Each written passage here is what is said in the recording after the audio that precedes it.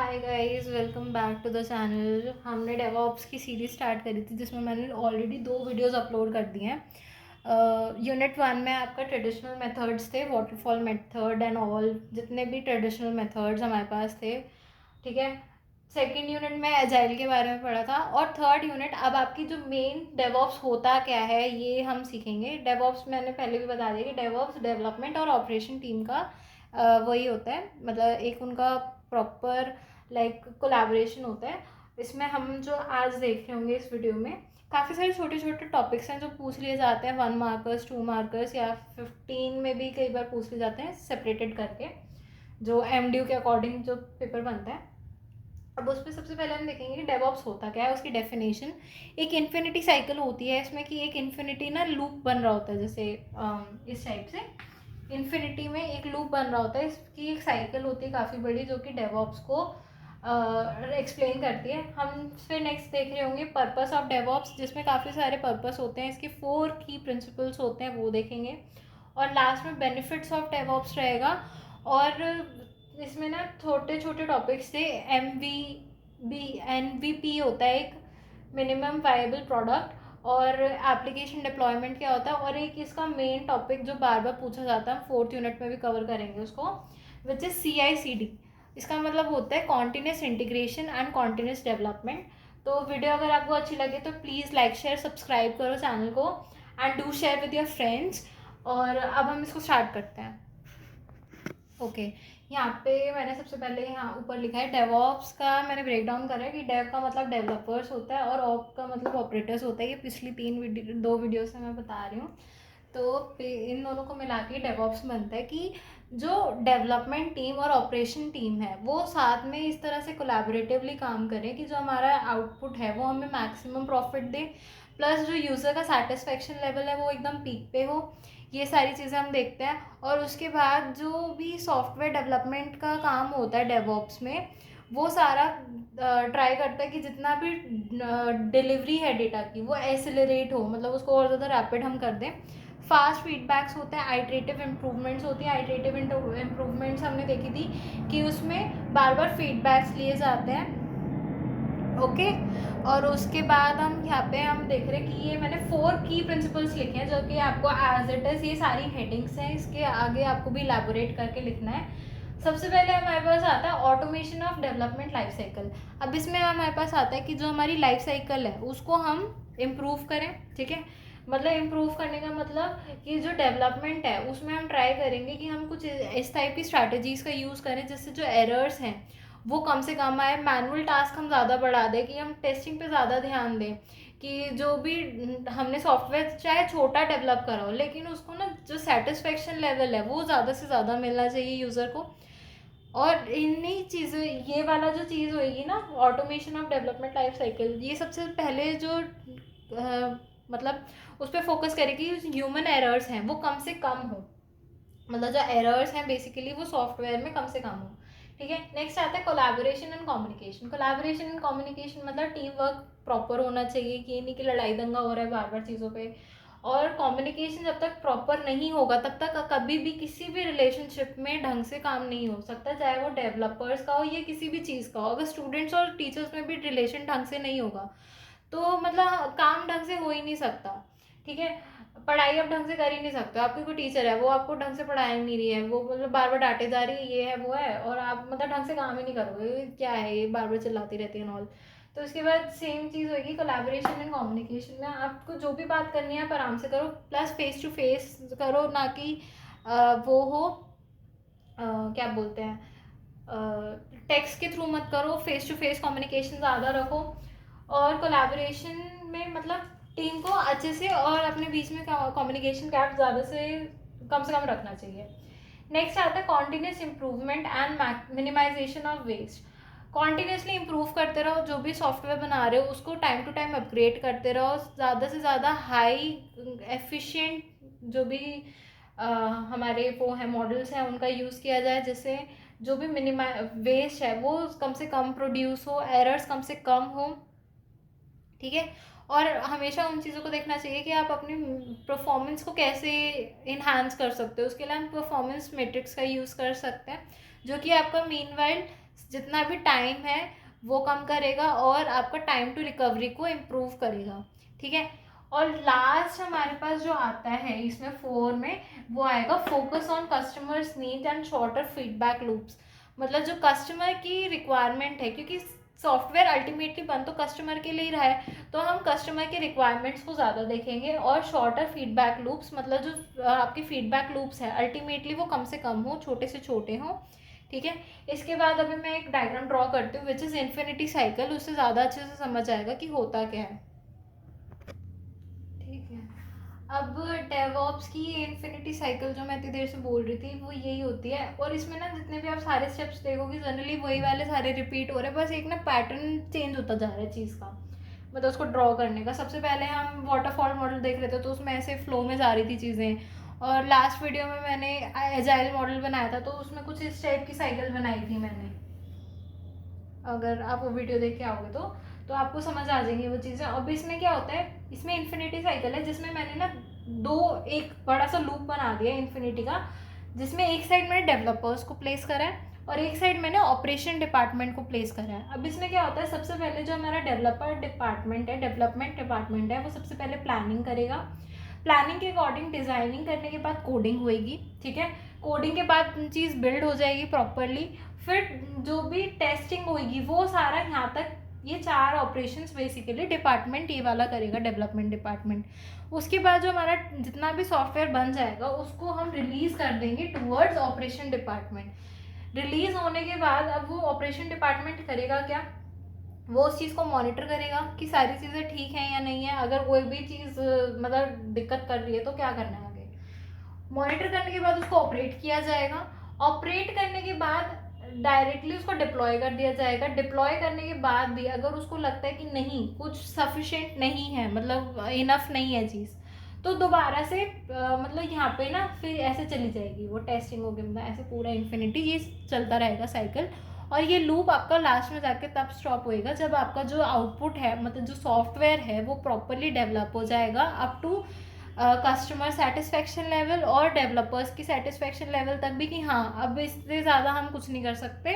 और मतलब इतना अभी तक जितने भी अपडेट्स हैं सारी चीज़ को मद्देनजर रखे हुए हमने सारी चीज़ बना दी है, प्रॉपर डेवलप कर दिया है उसको, ठीक है। इसके बाद ना अब हमारे पास आएगा नेक्स्ट आएगा पर्पस, जिसमें 4 पर्पस हैं आपके, ठीक है। वो हम देखते हैं। फिर लास्ट टॉपिक बेनिफिट्स का करेंगे हम कि बेनिफिट्स होते क्या हैं डेवऑप्स के। नेक्स्ट हमारे पास आ रहा है बेनिफिट्स ऑफ डेवऑप्स। पहले मैंने बेनिफिट्स कर दिए, इसके बाद हम पर्पस देखेंगे क्योंकि इसके 4 टॉपिक्स है, थोड़े इलेबोरेटेड है, ये छोटे टॉपिक्स हैं। अब इसमें क्या होता है बेनिफिट्स में हमारे पास कि अल्टीमेटली हम अगर डेवऑप्स यूज़ कर रहे हैं, हम उसको अडॉप्ट कर रहे हैं वो टेक्नोलॉजीज़ को सारी को, तो हमारे पास हो क्या रहा है उसका अल्टीमेटली हमें बेनिफिट मिल क्या रहा है। तो सबसे पहले हमारे पास आता है स्पीड, कि हमारा जितना भी काम हो रहा था पहले थोड़ा स्लो हो रहा था, ट्रेडिशनल मेथड्स का अगर हम यूज़ कर रहे थे सेटिस्फेक्शन लेवल ठीक नहीं था, ठीक है सॉरी। तो इसके बाद हमें स्पीड इंप्रूव हो रही है एक तो हमारी। उसके बाद नेक्स्ट आता है कि रैपिड डिलीवरी, कि पहले ट्रेडिशनल मेथड्स का यूज़ करने के लिए जब तक हमने डेवऑप्स अडॉप्ट नहीं करा था तब तक हमारी जो डिलीवरीज थी वो कई बार डिले हो जाती थी, कस्टमर को ज़्यादा वेट करना पड़ता था। डेवऑप्स को यूज़ करने के बाद क्योंकि कोलैबोरेशन अच्छा है, काम ढंग से हो रहा है, तो रैपिड डिलीवरी भी हो रही है। नेक्स्ट आता है इम्प्रूविंग कोलैबोरेशन। कोलैबोरेशन इम्प्रूव कैसे हो रहा है कि जो डेवलपर्स और ऑपरेशन डिपार्टमेंट है उन दोनों के बीच में कोलैबोरेशन इम्प्रूव हो रहा है, प्लस जो डेवलपर्स और वो कस्टमर है उसके बीच में भी कहीं ना कहीं रिलेशंस अच्छे हो रहे हैं, ठीक है। नेक्स्ट हमारे पास लास्ट आता है सिक्योरिटी, कि डेवऑप्स को अल्टीमेटली यूज़ करने के बाद हमें हमारी जो सिक्योरिटी है वो भी इम्प्रूव हो रही है कहीं ना कहीं। So this was all about the benefits of DevOps, छोटा टॉपिक था। नेक्स्ट अब हम करेंगे पर्पस ऑफ डेवऑप्स। ओके, तो यही मतलब 3 पर्पस हैं मेन तो उसके डेवऑप्स के जो मैं अभी बात कर रही थी। तो सबसे पहले आता है मिनिमम वायेबल प्रोडक्ट। मिनिमम वायेबल प्रोडक्ट आपका ये होता है कि ना एक ना ऐसा सॉफ्टवेयर बनाया जाएगा, मतलब बहुत ज़्यादा उसमें फीचर्स ऐड ही नहीं करे जाएंगे, उसमें सिर्फ इतने फीचर्स ऐड करे जाएंगे जो कि बेसिकली एक यूज़र की या कस्टमर की रिक्वायरमेंट को मीट करने के लिए नेसेसरी हैं। सिर्फ नेसेसरी फीचर्स को ऐड करा जाएगा, उसमें कोई आलतू फालतू फीचर्स कुछ ऐड नहीं करे जाएंगे। उसके बाद इसमें नेसेसरी फीचर्स और सॉफ्टवेयर सारे ऐड करे जाएंगे, और इसमें ये काम होएगा कि ये तो एक तो बजट फ्रेंडली होएगा, क्योंकि जब उसमें टाइम और कॉस्टिंग ज़्यादा नहीं आ रही है तो बजट फ्रेंडली होएगा, मार्केट में एंटर करने के लिए आसानी रहेगी इसको, और जिन लोगों का बजट ज़्यादा नहीं है वो भी इसको अफोर्ड कर सकते हैं। और कई बार ना इसमें एक ये होता है कि मैक्सिमम क्वालिटी फीडबैक्स को भी यूज़ करने, और अगर सॉफ्टवेयर छोटा होगा क्योंकि इसमें फ़ीचर्स ज़्यादा जब होंगे ही नहीं तो उसमें एक तो एरर्स भी कम होंगे आपके।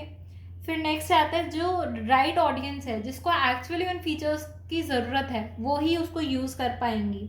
ठीक है, इससे हमारा काम क्या होता है, सबसे पहले एक तो टाइम रिड्यूस होता है मार्केट का, कॉस्ट एफिशिएंसी बढ़ती है, और फीडबैक कलेक्शन भी अच्छा हो जाता है हमारे पास। और इसके बाद हमारा आता है कि ना हम इसको बना कैसे सकते हैं। सबसे पहले आपको क्या करना है, एक अपना ऑब्जेक्ट और टारगेट मार्केट अपना दिमाग में रखना है कि आपका गोल्स क्या है। ठीक है, आपको एक्चुअल में आप टारगेट किस चीज़ को कर रहे हो, किस टाइप के लोगों को आप टारगेट करते हुए कोई भी सॉफ्टवेयर बना रहे हो। उसके बाद आपको देखना है कि आपको फीचर्स कौन कौन से रखने हैं उस सॉफ्टवेयर में। उसके बाद आपका आएगा कि प्रायोरिटाइज फीचर्स। अब फीचर्स भी ऐसा तो नहीं है कि एक टाइप, मतलब फीचर्स काफ़ी सारे आपको पसंद आ गए, लेकिन आपको एक प्रायोरिटी देनी है किसी भी फीचर्स को, कि आप ये प्रायोरिटाइज फीचर्स को आप अपने सॉफ्टवेयर में डालने वाले अल्टीमेटली। और उसके बाद एक यूज़र फ्लो बनेगा, फिर हम एक यूज़र इंटरफेस को डिज़ाइन करेंगे, और लास्ट में डेवलप हो जाएगा हमारा MVP। अब इसमें ना कई बार मिसअंडरस्टैंडिंग्स ये होते हैं कि अगर इसमें जितने मिनिमम फीचर्स हैं, कई बार लोग सोचते हैं कि प्रोटोटाइप है, इसके बाद एक हमें एक्चुअल प्रोडक्ट मिलेगा। ऐसा कुछ नहीं है, ये ही आपका फाइनल प्रोडक्ट होता है, ये कभी भी एक प्रोटोटाइप नहीं होता। ठीक है, नेक्स्ट आता है, कई बार आप लोग सोचते हैं कि ना ये तो छोटा सा बना दिया है, इसमें कोई स्कोप नहीं है, तो अब इसको बना दिया तो थोड़े टाइम बाद इसकी क्या हो सकता है, मार्केट वैल्यू गिर जाए, लोग इसको मतलब ज़्यादा नहीं यूज़ करेंगे, एक बार बना दिया दूसरी बार भूल जाएंगे। ठीक है, तो इसमें मिनिमम वायबल प्रोडक्ट में यही था। हम मतलब ये कई बार ना शॉर्ट मार्कर्स में ही आ जाता है। ठीक है, नेक्स्ट आपका आएगा एप्लीकेशन डिप्लॉयमेंट। एप्लीकेशन डिप्लॉयमेंट क्या होता है, एक प्रोसेस होता है। एप्लीकेशन डिप्लॉयमेंट आपका एक प्रोसेस होता है जो कि सॉफ्टवेयर और एप्लीकेशन अपडेट्स को ध्यान में रखते हुए बनाया जाता है for and users in production department. मतलब मेनली जो ये एप्लीकेशन डिप्लॉयमेंट होएगा ना, ये आपका डिप्लॉयमेंट डिपार्टमेंट से हटके प्रोडक्शन डिपार्टमेंट में जाएगा, जहाँ पे एक्चुअल में चीज़ें प्रोड्यूस होती हैं, उस एनवायरनमेंट में चीज़ों को लेके जाया जाएगा। और इसमें आपकी कुछ स्ट्रेटजीज या टूल्स मैं आपको बता देती हूँ जो एप्लीकेशन में होती है। सबसे पहले हमारे पास एक गिटहब एक्शंस होते हैं और एक AWS डिप्लॉय होता है, जो कि ये टूल्स होते हैं दो। इनको हम किस किस चीज़ के लिए यूज़ कर सकते हैं, गिटहब एक्शंस को आप यूज़ कर सकते हो कि ऑटोमेट करें आपके पास एक कंटेनर फॉर डिप्लॉयमेंट। और उसी के बाद AWS कोड डिप्लॉय होता है, एक ऑटोमेटेड कोड होएगा, सॉरी एक ऑटोमेटेड टूल होएगा जो कि आपके रिलीज़ करेगा न्यू फीचर्स को। ठीक है, last topic of the unit आने वाला है CI/CD। ये थोड़ा इंपॉर्टेंट टॉपिक है तो प्लीज़ इसको ध्यान से सुनना। जो ये CI होता है ना, ये आपका स्टैंड करता है कॉन्टिन्यूस इंटीग्रेशन के लिए, और CD यहाँ पे दो चीज़ों के लिए स्टैंड करेगा, एक कॉन्टिन्यूस डिलीवरी और एक कॉन्टिन्यूस डिप्लॉयमेंट। ठीक है, सबसे पहले CI क्या होता है, कई बार इनिशियली ये होता है कि कुछ लोग ना आइसोलेट होकर काम करना पसंद करते हैं कि नहीं हमें तो ज़्यादा ना वो नहीं चाहिए, टीम वर्क हम नहीं कर सकते, हम अपना आइसोलेटेड काम करेंगे।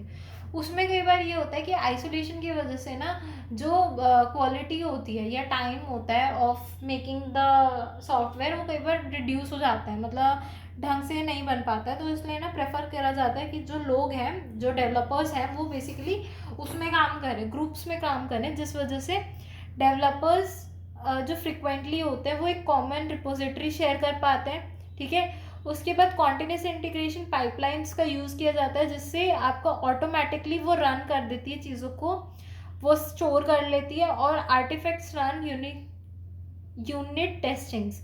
ठीक है, और उसके बाद ये ना कंडक्ट करता है, जो अगर आप पाइपलाइंस का यूज़ करते हो उसमें CI/CD का, तो वो आपके लिए एक ऑटोमेटिकली रन कर आपको एक बिल्ड करके दे देगा, वो रन करता रहेगा, और वो ऑटोमेटिकली रिव्यूज़ भी लेता रहेगा फ्रॉम द यूज़र्स।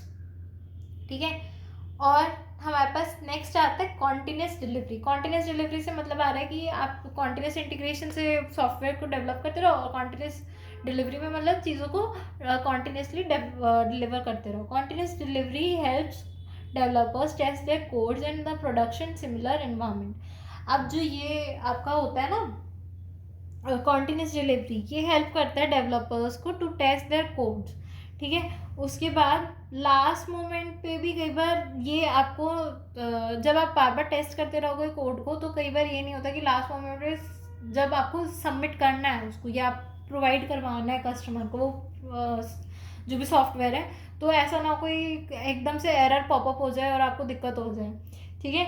तो ये इसमें क्या होता है, इसमें ना काफ़ी सारे टेस्ट कंडक्ट करे जाते हैं कॉन्टिन्यूस डिलीवरी में, जैसे UI testing, load testing, integration testing. सारे टेस्टिंग करने के बाद जब हमें सेटिस्फैक्ट्री आउटपुट मिल जाता है तो हम उसको डिलीवर कर देते हैं। अब इसमें नेक्स्ट हमारे पास आता है कि ये आपका सबसे पहले एक तो हेल्प करेगा, जितने भी अपडेट्स हो रहे हैं वो कॉन्टिन्यूसली डिलीवर होते रहेंगे कस्टमर्स को मोर फास्टर और फ्रिक्वेंटली, मतलब ज़्यादा से ज़्यादा बार आपके जितना भी ये डिलीवर होता रहेगा सारा फीडबैक एंड ऑल। और उसके बाद हमें कोड रेडी मिल जाएगा पूरा एक। यहाँ पे हमारे पास नेक्स्ट आएगा कॉन्टिन्यूस डिप्लॉयमेंट। अब कॉन्टिन्यूस डिप्लॉयमेंट ये लास्ट स्टेज होती है ऑफ CI एंड CD, जिसमें क्या होता है, ये एक एक्सटेंशन होता है मतलब कॉन्टिन्यूस डिलीवरी का, जो कि ऑटोमेट करता है आपका proper code to code repository. और continuous deployment will automate the related apps for production purpose because there is not having any manual gate. अब ये ना आपका जो कॉन्टिन्यूस डिप्लॉयमेंट है वो किस काम में आएगा कि जो भी आपने सॉफ्टवेयर बना लिया, जो भी आपने कोड डेवलप करा है, उसको कोड रिपोजिटरी में ऑटोमेटिकली डाल लेगा, और अल्टीमेटली जो ये मैनुअल काम है ना, मैनुअल टाइम्स को रिड्यूस करेगा, ठीक है। और इसके बाद इसमें कोई भी मैनुअल गेट नहीं होगा, सारा काम ऑटोमेटिकली हो जाएगा अल्टीमेटली, ठीक है। और उसके बाद ये हमारा काम करवाता है, जो अगर हम कॉन्टिन्यूस डिप्लॉयमेंट को अपने प्रोजेक्ट्स में यूज़ करते हैं तो इससे हमारा हाई ऑटोमेशन भी होता है प्रोड्यूस। अब मैं आपको बताती हूँ कि पाइपलाइन का वर्क कैसे होता है, कि काम बेसिकली होगा कैसे। ये आपका जो इसका वर्क फ्लो है पूरा पाइपलाइन का, जो CI पाइपलाइन मैंने बताई थी कि ऑटोमेट कर देता है। ये हमारा कई बार ना जो हमने चीज़ बनानी है वो ऑटोमेटिकली आपके लिए रन कर देगा, उसको स्टोर कर देगा एक रिपोजिटरी में। अब हमारे पास आता है कि डेवलपर होते क्या हैं। डेवलपर्स हमें पता है कि जो कोड लिख रहा है, जो चीज़ को डेवलप कर रहा है उसको डेवलपर बोला जाएगा। डेवलपर कोड लिख देगा, उस कोड को आप CI टूल के पास वो भेज दोगे। अब CI टूल क्या करेगा, सबसे पहले ना एक ऐप बिल्ड कर देगा कोड की हेल्प से, और उसके बाद उसमें टेस्ट जितने भी रिक्वायर्ड होंगे वो सारे ऑटोमेट कर देगा, स्टार्ट हो जाएंगे। अब अगर वो टेस्ट करते टाइम वो टेस्ट किसी रीज़न से क्लियर नहीं हो पाए, मतलब उसने सॉफ्टवेयर अप टू डेट नहीं बना है, हमारे एज पर रिक्वायरमेंट नहीं बना, कोई भी प्रॉब्लम डिटेक्ट होगी, PD आपका प्रॉब्लम डिटेक्ट के लिए रिप्रेजेंट कर रहा है। अगर कोई भी प्रॉब्लम डिटेक्ट होती है मीन्स हमारा सेटिस्फेक्शन लेवल पूरा नहीं हुआ है, तो ये वापस से डेवलपर के पास जाएगी। डेवलपर वापस से एक नया कोड बना के उसको देगा, या उसमें जो भी मॉडिफिकेशंस होंगे वो सारी कर देगा, ये सारा हो जाएगा। ये केस था जब कोई भी प्रॉब्लम डिटेक्ट हो जाएगी। इन केस कोई प्रॉब्लम डिटेक्ट हुई ही नहीं, सारी चीज़ ठीक थी, ओके था सब कुछ, तो वो चीज़ आगे जाके मेंटेन होएगी, ये डेवलपर के पास जाएगी दोबारा से, मतलब डेवलपर के पास मीन्स जो उस चीज़ को आगे डेवलप मेंटेन कर रहा है, ठीक है। टेस्टिंग वगैरह होएगी, सब होएगा, और उसके बाद वो जो ऐप होएगा आपको वो डिप्लॉय कर दिया जाएगा। ये सारा उसके लिए था। अब इससे फ़ायदा क्या होता है हमारे पास ये फ़ायदा होता है कि जो भी हमारे बग्स होते हैं ना, जो भी हमारे एरर्स हैं, वो आप ज़्यादा क्विकली फाइंड कर सकते हो। जो टीम होती है वो ज़्यादा प्रोडक्टिव हो जाती है, क्योंकि उनको ये मैनुअल टास्क उनके रिड्यूस हो गए। जैसे अब मैं बोल रही हूँ कि अगर ऐप बनाने के लिए कितना टाइम लग जाता था, सारा काम मेरा CI टूल मेरे को करके दे रहा है। मेरे को ना ऐप बनाना, ना मुझे कोई टेस्ट वगैरह करने, सारा मैनुअल काम मेरा रिड्यूस हो गया, ठीक है। उसके बाद जो ये इसी वजह से हमारे जो इतना फ्रिक्वेंटली काम हो गया, हमारा टाइम रिड्यूस हो गया, तो कस्टमर के पास भी जो इन्फॉर्मेशन है, जितनी भी डिलीवरी की जितना भी सामान है, वो सारा जल्दी से जल्दी अपडेट्स जाएंगे उसके पास, और एंटायरली अप टू 25 to 30% जो टाइम होगा वो डेवलपर्स का रिड्यूस हो जाएगा, ठीक है, इसमें सारा यही था। अब ना इसमें मैं एक चीज़ और बता देती हूँ आपको, जो अभी तक हम बात कर रहे थे उसके बारे में, CI और CD के बारे, सॉरी, कॉन्टीन्यूस डिलीवरी और कॉन्टीन्यूस डिप्लॉयमेंट मैंने लास्ट में जो चीज़ बताई थी, उसमें ना सिर्फ ये डिफरेंस होता है कि जो भी डिप्लॉयमेंट प्रोडक्शन में होती है, मतलब जब चीज़ डिप्लॉय कर दी जाती है प्रोडक्शन को, तो उसमें होता ये है कि जितना भी ये काम होता है ना डिप्लॉयमेंट जो होती है प्रोडक्शन के लिए, CD में मतलब कॉन्टीन्यूस डिलीवरी में आपका ये काम मैनुअल होता है, जबकि कॉन्टीन्यूस डिप्लॉयमेंट में ये काम ऑटोमेटिक होता है। आई रिपीट, कॉन्टीन्यूस डिलीवरी में ये काम डिप्लॉय टू प्रोडक्शन आपका मैनुअल होगा, जबकि यही काम ऑटोमेटिक होगा इन कॉन्टीन्यूस डिप्लॉयमेंट। ठीक है, तो ये चीज़ थी। और इसके बेनिफिट्स ये होते हैं CD और इसके पूरा जो CI/CD का बेनिफिट ये था हमारे पास कि सबसे पहले कि क्वालिटी इंप्रूव हो जाएगी, सॉफ्टवेयर की सेफ्टी इंप्रूव हो जाएगी, और जो डेवलपर्स हैं वो अल्टीमेटली जो कोड कर पाएंगे ना, वो एफिशिएंटली और क्विकली कर पाएंगे। मतलब उनका अल्टीमेट टाइम रिड्यूस होगा, जैसे अभी मैंने बताया 25-30% तो यहीं पे काम कम हो जाएगा सिर्फ CI पाइपलाइन में। और अगर इसमें आप CD को भी इम्प्रूव वो कर दोगे, इंक्लूड कर दोगे, तो आपका और भी काम रिड्यूस हो जाएगा, टाइम रिड्यूस हो जाएगा, मैनुअल टास्क रिड्यूस हो जाएंगे, ये सारा हो जाता है। ठीक है, so this was all about unit 3। Unit 3 सारी कंप्लीट हो गई है। यूनिट 4 थोड़ी सी बड़ी है, सो मैं ट्राई करूँगी उसको या तो 2 पार्ट्स में अपलोड हो जाएगी वो। सो आधे से ज़्यादा सिलेबस मेरी साइड से कंप्लीटेड है, और अगर आपको लगे कोई भी टॉपिक बच गया या कोई ढंग से समझ नहीं आ रहा है, आपको दोबारा समझना है उसको, सो डू कमेंट्स, मैं उसकी एक सेपरेटेड वीडियो आपको अपलोड करके दे दूँगी। And do share with your friends, family, subscribe करवा दो please, and thank you so much for watching the video.